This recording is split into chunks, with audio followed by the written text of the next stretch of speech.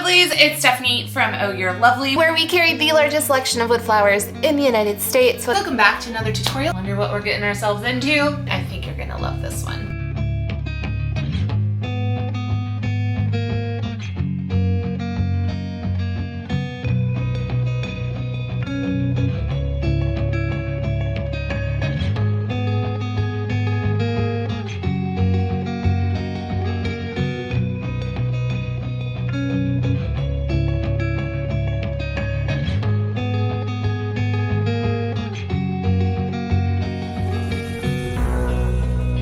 This is something we haven't done in a hot minute. I'm going to just mix and match.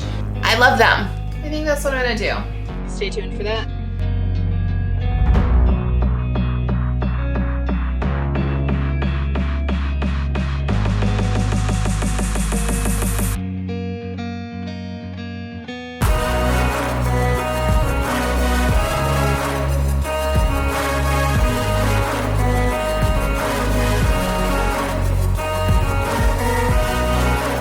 There you have it. I don't want to call it a ball wreath.